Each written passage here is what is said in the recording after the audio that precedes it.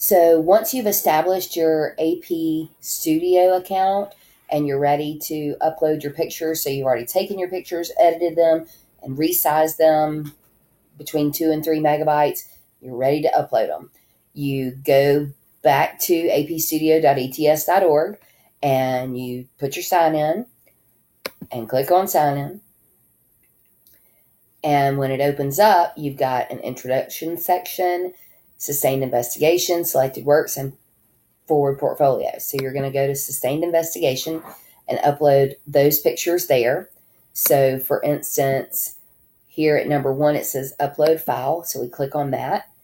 And I've downloaded these out of OneDrive just to make it a little easier. OneDrive is there though, so you could actually use that. But I went on and downloaded them to make this process a little bit quicker, or at least I hope.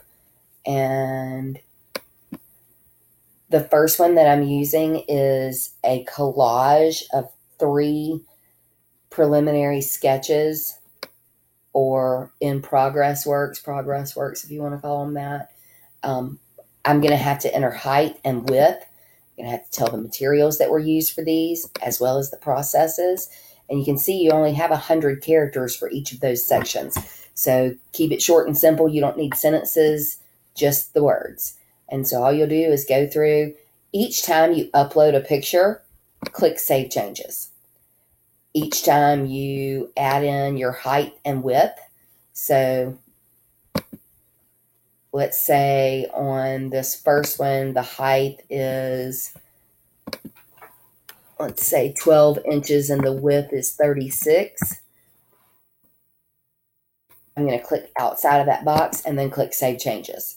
Because if for some reason your power goes out or anything like that, or your battery stops working, whatever, on your laptop or your phone or whatever, if you haven't clicked on Save Changes every time, you'll lose everything. And I mean everything. So every time I upload a picture, I'm going to click on Save Changes. Once all of this is done, then I will go, while I'm in sustained investigation, to my written evidence. And under written evidence, there's 2 essay questions, which you've had all year long to answer. The first one is number 1, identify the question or inquiry that guided your sustained investigation. Number 2, describe how your sustained investigation shows evidence of practice, experimentation, and revision guided by your questions or inquiry. You can refer back to those pictures that you entered. So in your images, if I want to refer back to these progress pieces, I can say in slide 1, you can see this, that, and the other. Or if it's a particular picture I want to reference, I can say in slide 2, 3, and so forth.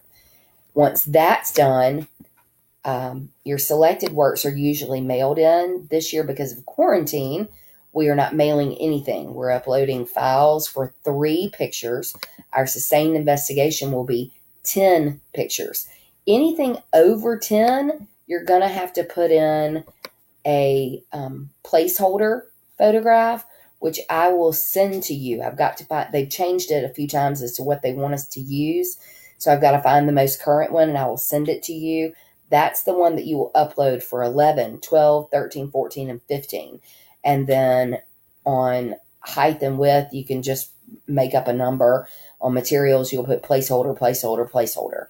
So fairly simple.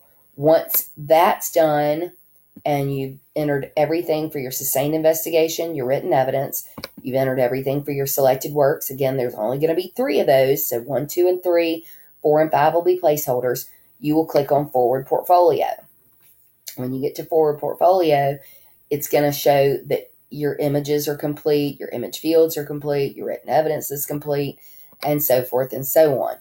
And from there, you will forward it to the teacher. And that's pretty much what you do. If you have questions, if you'll post them, I will answer them in a video so that everybody can have the answer to that question.